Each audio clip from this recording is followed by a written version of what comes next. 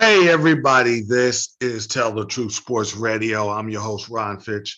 I'm going to tell you the truth why the Phoenix Suns series is tied, why Milwaukee is ahead, why the Sixers series is tied, and what's going to happen with Memphis and Golden State and Boston and Milwaukee. But first, let's talk about Phoenix and Dallas. I expected Phoenix to be up 3-1. They humiliated and destroyed the Mavericks at home. They were kind of toying with the Mavericks.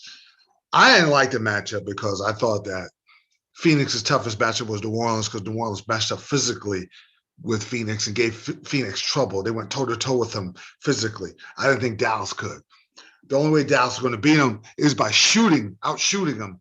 And game three, they did. Okay, I know that Phoenix is going to make an adjustment in game four. Certainly. No. Dallas lit the Suns up yesterday. They won 111-101, and they were getting whatever they wanted. And a lot of times, Brunson or Luka would drive to the middle, kick it out to Finney Smith or Bill Trans, who would hit three after three after three. And I'm going to tell you something. Dorian Finney-Smith went off. I mean, he was catching the ball. It was target practice. He had 24 points, and he was 8 of 12 from three-point land. He is shooting 44% in this series against the Phoenix Suns. And he drives sometimes, but a lot of times he's a catch-and-shoot guy. Beltrans is that way,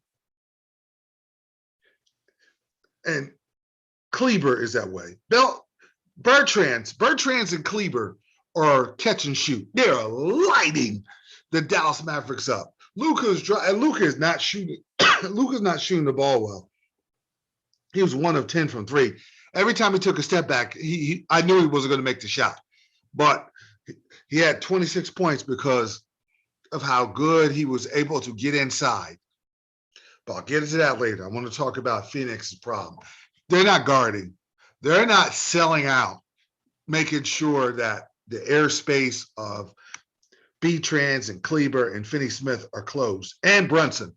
Brunson's getting wide open looks. Brunson's driving, crossing over. He's getting Aiden on a switch. And okay, let's see what Aiden can. Aiden block a shot. Aiden is just there. And it's not even a roadblock. He'd go around Aiden and fake him out, or he would post up Booker, who's taller than he is, shoot over Booker like he was a child. I mean, man, what happened?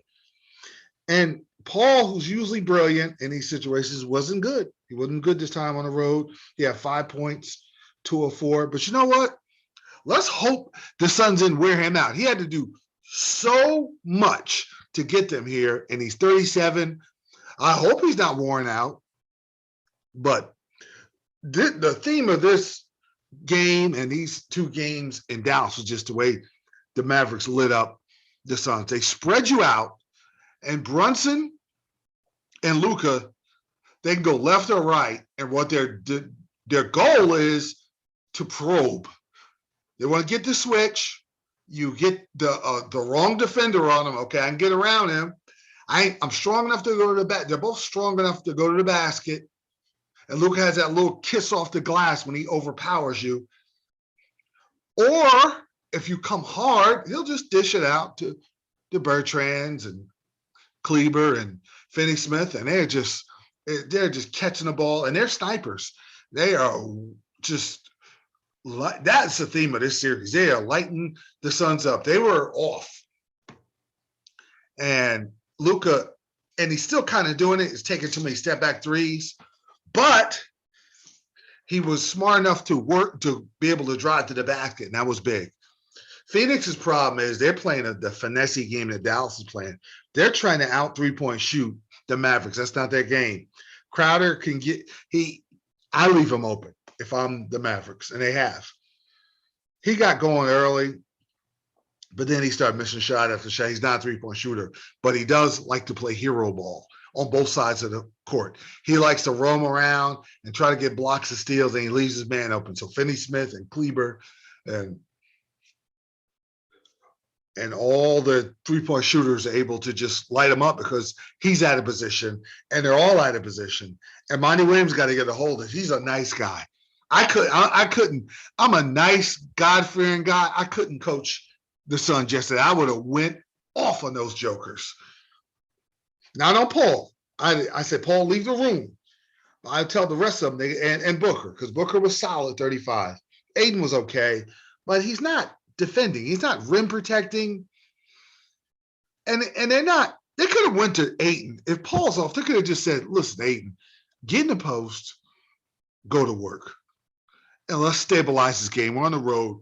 You get your shots up, and you go in there, and you're bigger. We're not do pick and roll. We're gonna just pure post up catch, get the ball, throw up a hook shot in the lane, drive in the lane, maybe spin the lane and kiss the ball off the glass, and then now draw the Mavericks. And now you're getting better looks. But they didn't do that. They're trying to run screen rolls. And Johnson was okay, but Cameron Payne has been bad. 1 of 5 from the field, 0 of 2 from 3. He doesn't have any confidence in three-point shot. So Dallas is now crowding the lane. They're like, okay, we'll make sure Paul doesn't get to the basket. We'll give Ayton a couple of points, and Booker can get his. We just don't let them get out of control. We don't let them run. We don't let Bridges go off. This is like Bridges is a linchpin to the success of the Suns. He had 6 points. He was good in Phoenix. He's been not so great out here in Dallas. The good news is Game 5 is in Phoenix. There's a lot of pressure on Chris Paul, and it's unfortunate that his family was heckled by some idiot kid or teenager, whoever that was. And that was a messy situation. I hate when fans do that. I think they're going to have to beef up the security for opposing families. Just have big guys there. Because I actually was able to meet Jay-Z at his boxing event, and he had the biggest bodyguard. The bodyguard said, listen, you got 5 minutes. You go there and talk with him, and that's it. No problem, big guy. In 4 minutes, I talked to him and got up out of there. Okay. He was cool with that. I was cool. We were all cool. People aren't like that. That was unfortunate. But Phoenix has bigger problems. There's a lot of pressure on the Suns because they're supposed to get to the finals. They blew. I wonder if last year was their best opportunity to win a championship. Blowing that 2-0 lead, and you're hoping to get back. But, next year's not always promised to you. Now you're coming back next year, and you're thinking you're the team to beat, but then you run to New Orleans. And now you run to a Dallas, a team I thought they would beat. They would push around physically, but they had too much trouble leaving the snipers on the Mavericks open. I mean, Bertrands and Kleber, that's what they do. They're not really going to the basket, but they catch and shoot with the best of them. And Finney-Smith has awoken. And they don't have Hardaway, their second best player. But Brunson is just a crafty little something, man. For a guy that short, but he's thick, and he's crafty, and he can hurt you in the post, and he's smart. And now I'll get to Luka. I'm not crazy, and I agree with Barkley. I'm not crazy about the step backs and sometimes that he too ball dominant. But the thing I did like that I didn't like in Phoenix, he was too ball dominant in Phoenix. He was kind of ball dominant out here. But what I did like about him is he was able to take his time, which he usually does, and and post up Johnson or Booker. Not really Chris Paul. Chris Paul's tough when it comes to trying to post him up. But he was able to post the lighter guy up and take his time and overpower him. And he has that slick little spin move. He's going slow, so you think he's slow. Then he hits you with that quick spin move, and then he kind of lays it up on you. And it's a beautiful sight to see. And he was terrific. He was absolutely, positively terrific driving the basket. He did not like the step back threes. He kept missing. He kept taking them. But it didn't cost him because everybody else picked up the slack. I know Jason Kidd was happy. Defensively, they were solid. When Cam Payne comes in the game, they know he doesn't shoot, so they don't have to guard him. You can leave Crowder open. He'll hit a couple threes, but he's not going to light you up out there like Bertrand's and the guys in Dallas. So I'm curious to see how Phoenix comes out. They're going to try to come out like gangbusters, but don't let those three guys get go. And Dinwiddie, Spencer Dinwiddie, could go off the dribble and hit shots, and he was good. He was definitely 10 points off the bench. If you're Phoenix, you got to figure out how to defend Dallas. You might have to let Luka go off a little bit inside, but you got to chase these 3-point shooters off their spot. And a lot of times they're corner threes, easy 3-point shot to take. Finney Smith, Bertrand's, just wide open, easy. You're hoping they're going to miss. They're not going to miss. And this is going to be a referendum on Luka too, because some people saying, "Oh, he's the greatest, one of the great postseason performers." Not yet. His numbers are outrageously good early. First round series, he's been good. Haven't won. He won this series, playing pretty good in this Phoenix series. But now your reputation is built off the game 5s, the game 6s, and the game 7s of these semi-conference and NBA finals. Now, these 3 games or 2 games lets me know all I need to know about him, and then all I need to know about the Suns. Okay, the Sixers defeated the Heat 116-108. This is exactly where I thought the series would be, 2-2. First of all, Joel Embiid's the MVP, not Jokic. Love Jokic, love his game, all that good stuff. But Embiid is the MVP of this year. No doubt. He got robbed. That's the truth. Because his presence, he comes back, his face is jacked up. He had a concussion, and his presence changed everything in this series. They won big time Friday, and they won yesterday. 116-108. And I know Harden went off in the fourth quarter, 31 points, 9 assists, and 7 rebounds. But you don't get to that point without Embiid's 24 and 11. And he was big. And it was a close game. And then that's when Harden kind of went off. He had 16 points in the fourth quarter. And there was a moment in the fourth quarter where it was Harden. Yes.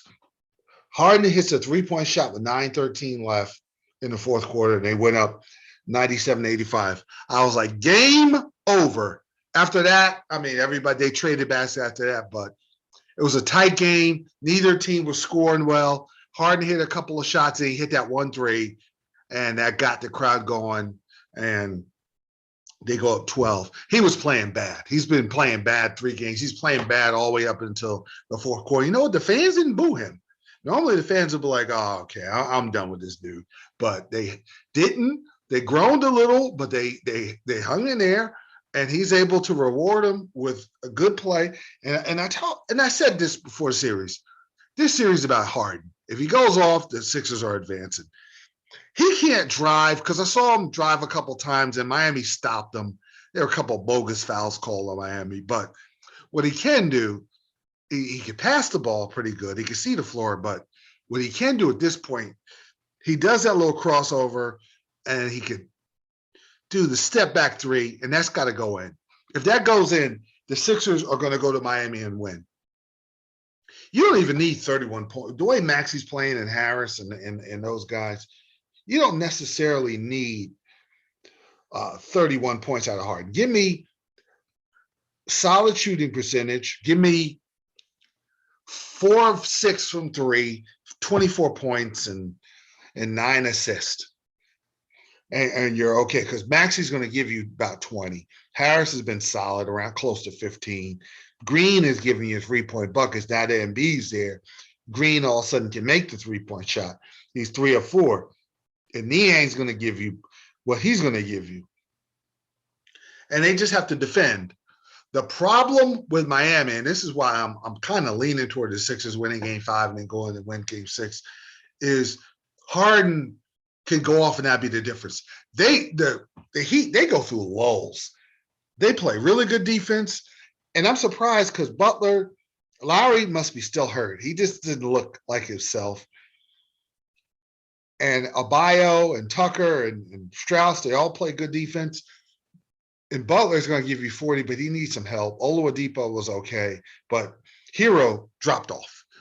Hero's giving me 35 or he'll give me 10. And that's a problem. And if Hero's going to do that, and you know what you want to do when you're watching the Sixers in the Heat? Look at Tyler Hero and look at James Harden's numbers. That'll tell you who's going to win the game. If Hero goes off like he did the games in Miami, they win. If Harden goes off like he did yesterday with 16 points and good three-point shooting percentage like he was yesterday, 6 of 10, the Sixers are going to win. I think that Harden will give them enough to get them home in a tight game 5. And then the Sixers, after blowing all those games at home in the playoffs, are going to finally break through, I do believe, and win a 6. You don't want this to go to South Beach for game 7 if you're the Sixers. I don't know if that's they can win there. Of course, they could definitely win but it's just your blueprint is get the next game 5 in Miami and go visit South Beach in the offseason. You don't want to see South Beach in a work environment where you got to go to a game 7.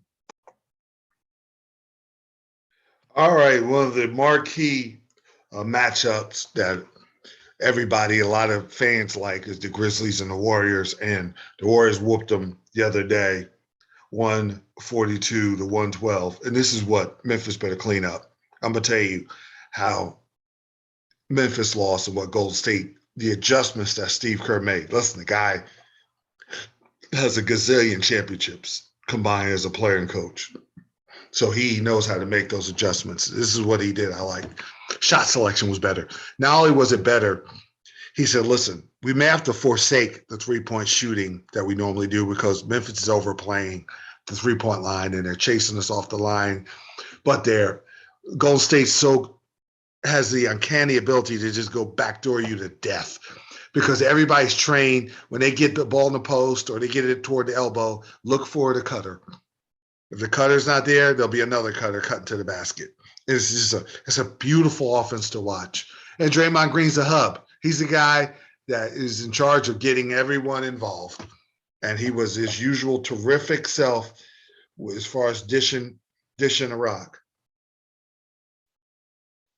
I mean, the Joker had 8 assists, 5 points. This guy had 5 points. He was plus 19. That's all you need to know about how good he played. Curry had 30 points, but the thing about Curry, he's got to start to hit the three-point shot. Man. That's one critique I would have. He was 2-8 from 3. Clay looks like he's back. Kuminga was bad. He had 18 points, but he started out bad. He played better. Wiggins, I'm going to tell you something about Wiggins. He's playing with a lot more composure. It felt like when he was at Minnesota, he had an AAU game. Now he's NBA ready. Golden State, the culture of Golden State has really made him a player that plays great defense, rebounds, plays with poise, and he hits that three-point shot. He had a couple big ones. But Porter, woo! What a game he had. He was plus 30. But the man who has plus 33 and 27 points was Jordan Poole. What an amazing player. This kid will drive and dunk on you, but he could step back. Every time he saw John Morant, he was licking his chops, scoring on him. He could shoot the open shot. He drives to the basket. He's an outrageously good passer. And he's the star of the team. I mean, Curry is a star. Clay is a star. Draymond's a star is in a different kind of way, the way he passes and defends and rebounds.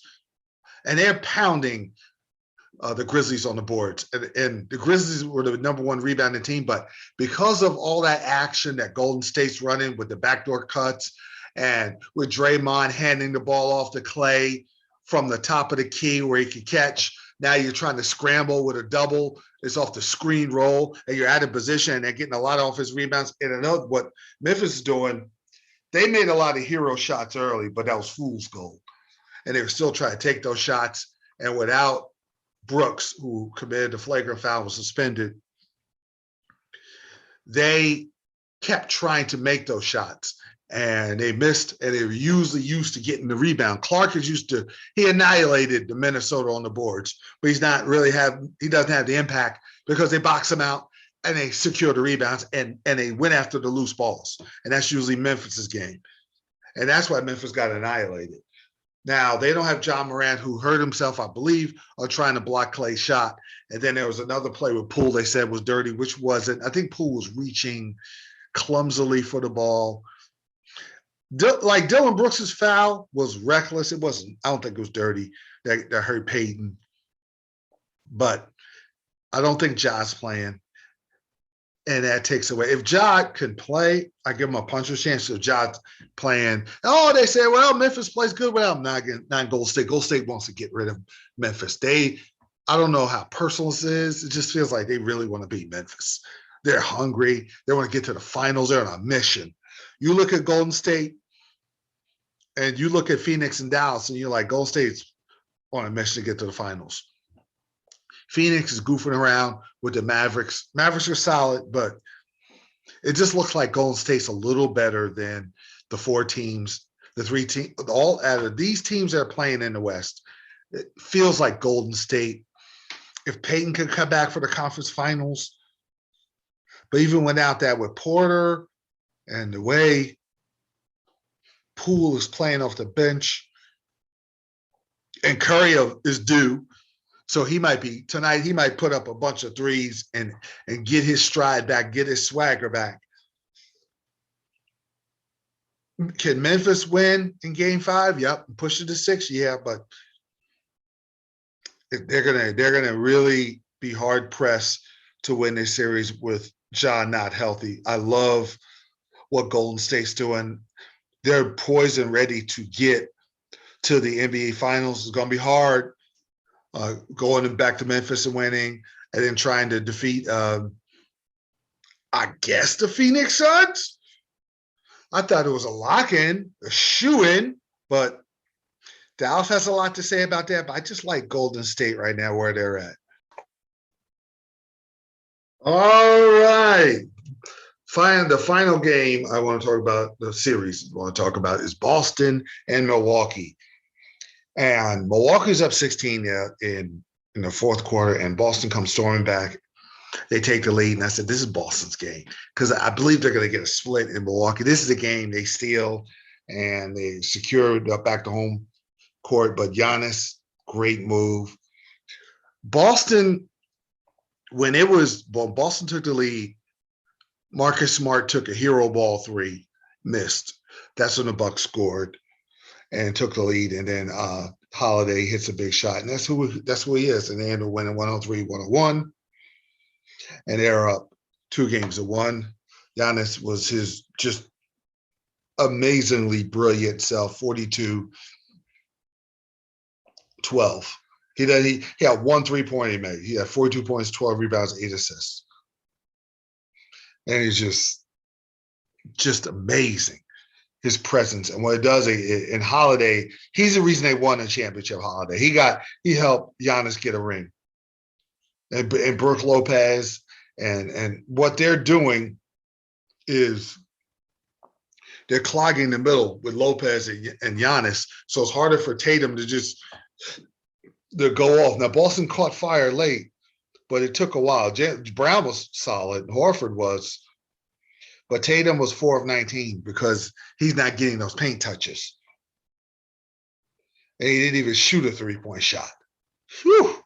No, I'm sorry. Tatum was 0 of 6. That's Williams. Tatum was 0 of 6 from 3.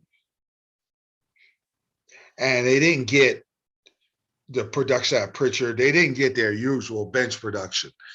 And the Milwaukee was solid. Now, this is the key for this game, Game 4. Milwaukee's got to get some help. Portis has got to give them 15 points.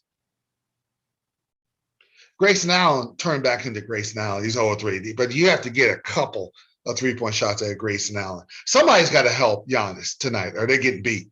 Holiday's going to give you his points, and Brook Lopez is usually always around 13 and 10. But somebody's got to come out of nowhere, like the underdog Portis. I'm putting it on him to have more than 9 points. You got to be better, or the series is going to be tied. Boston will tie the series because Tatum will not go 0-6 from 3. I just believe Boston going to tie the series tonight, win Game 5, lose Game 6, and win Game 7. And get ready for either the Sixers or the Heat. But I just think that Boston's comeback was big because they're like, you know what? We can come here now and win. We were getting beat up, and we played bad, and we still almost won. So they're thinking, we get the lead, we keep the lead, we come out of Milwaukee with a win. We don't have to worry about winning in Milwaukee anymore. We get Game 5, 6, we try to win, but we don't. We get Game 7, and we move on to the conference finals. But Tatum's got to shoot it better because that's part of the offense. And Marcus Smart is a great defensive player, but like I said, sometimes he plays hero ball. But I would at times try to put Smart on Giannis. I know it's a size difference, but I need a defender that moves his feet well, that's strong, that'll steal the ball. That's just a little in a short span. I would think about doing that, but we'll see. All right, I want to talk about the fight. Dimitri Bivol beats Canelo Alvarez, and I thought that this would be another fight that because he only had 11 knockouts, Canelo's going to win this. And Canelo, I thought he purposely picked this guy to try to kind of clout chase and get the light heavyweight title because there was better Bitev in the division, and there was a couple things that I had some issues with. Now, I got nothing against Canelo. He's one of the great. He's probably going to be in the Hall of Fame. He moved up in weight, and this guy just jabbed him and just whooped him. Didn't knock him out, but just beat him up for 12 rounds. And the close scoring just ridiculous. But he beat him up. It was pretty easy. Canelo, the one thing Canelo does, he's always had this little bit of a weakness, is he will throw a lot of punches and at times will take a couple of rounds off. And usually he's hoping that you're taking some rounds off too. But this guy didn't do it. Like Jacobs was a little older, and he was able to get away with that. There was a couple of times he was able to get away with that and then put the fighter away, but not this time. And then they're saying, well, give him credit for moving up in weight. No, if that weight was too much, don't move up in weight. Stay. I wanted him to fight when he beat Triple G. Okay, fight Charlo. He didn't do it. Fight Andrea. He didn't do it. It's not that I'm picking on a guy. I just want to see great fights. I want to see the best fight the best. I don't want to see the best fight the B fighters and then sidestep the A fighters and then move up and beat the B fighters and then look for credit like you beat up an A fighter. Now, his best win was Caleb Plant. That was a good win. Okay, now we're talking. I was like, okay, that was good. Knocked him out. Good. Because you beat Triple G, because they were saying at the time, Triple G, you're scared of him. He fought him, draw first time, beat him the second time. Now he won some middleweight fights and super middleweight fights. Was not that impressed with. Plant, I was impressed with. That was a good win. Now, stay in the division, fight Ben Benitez. All right, come on. This is the fight I'm waiting for. Well, who would he fight? Come on, man. I don't want to hear that. Just fight the dude. Okay, you move past Charlo's weight. I'll let that go. But Ben Benitez, come on, make the fight out. If you beat him, you not only get credit, I'm slobbering all over you the next day how great you are. But he didn't do it. He sidestepped, and then he fought a tomato can that's been worn out, the light heavyweight. I forget the Alvarez, whatever his name was. Now he fights this guy and Bivol. I'm like, well, he only has 11 knockouts, so this is they're kind of clout chasing. They win this, They could say, hey, we'll go beat up a cruiserweight tomato can and we're the 20-time division champ and all that stuff. But this guy had different plans. And if they have a rematch, just looking at the matchup, he'll win again because he'll just jab. He's tall, he'll just jab Canelo. And if Canelo loses again to this guy, what'll happen is he'll humbly come back and say, hey, you know what? I kind of do want to fight Charlo and all those guys now that I'm kind of lost my luster by losing these fights. Now I kind of want to fight Benitez. And that's the problem with boxing. But congratulations to that guy. I would like to see that guy fight Beterbiev. And he's a great boxer. Beterbiev is a monster in the division who beat up my man Marcus Brown. That would be a great. If he fights Canelo again, I'm wondering if Canelo even wants to be bothered going in there getting beat up again by this guy. But he gets past that. That's the next matchup. I want to see Bivol and Beterbiev. That will be the fight I really look forward to. His great boxing skills versus Beterbiev's just bone-crunching power. That's a good matchup. But as far as Canelo's concerned, if you're thinking he bit off more than he chewed, you should even moved him up to light heavyweight. I mean, you see the height difference. Stay in super middleweight and fight Benitez. And that's a super fight. You could have did that in Cinco de Mayo with the Latin fighters. You could have did it that way, but you went clout chasing and got burned for it this time. And I hate that. It's not that I'm hating on this young kid, but I want to see fights. Just like I want to see Terrence Crawford and Errol Spence. I want to see these guys. I don't want to hear any more talking. And I believe they're going to fight. That fight's going to get done. There's your power for pound. But they just, at times, they kind of shove these fighters that are really good, but I'm not sure about down our throats. Ryan Garcia's got a commercial, a Gatorade commercial with Damian Lillard. Come on now. He's an Instagram guy that has fought no one. He got put down by a C fighter. That kid's got skills, but I don't know how good he is. He could have fought Tank. He could have fought Shakur. I mean, why wouldn't you do Shakur Stevenson, silver medalist? Why wouldn't he, handsome kid, why wouldn't he get a Gatorade commercial? Interesting. But I digress. But I just wonder if Canelo goes back down because that's light heavyweight's not his deal. And Beterbiev would have probably knocked him out. So like, no, he doesn't move his head. Don't matter if you move your head, you're bigger and you pack a wallet. And I saw the hits that Canelo took from this guy, and his head was ricocheting against the ropes. And I was like, you better leave light heavyweight alone. So super middleweight might be his speed. He may rush over to Triple G and be like, let's just do it a third time. I get cash, I get paid. And then maybe I don't even have to fight Benitez. Boy, that's one guy I want to get on my show is Benitez to see where he's at.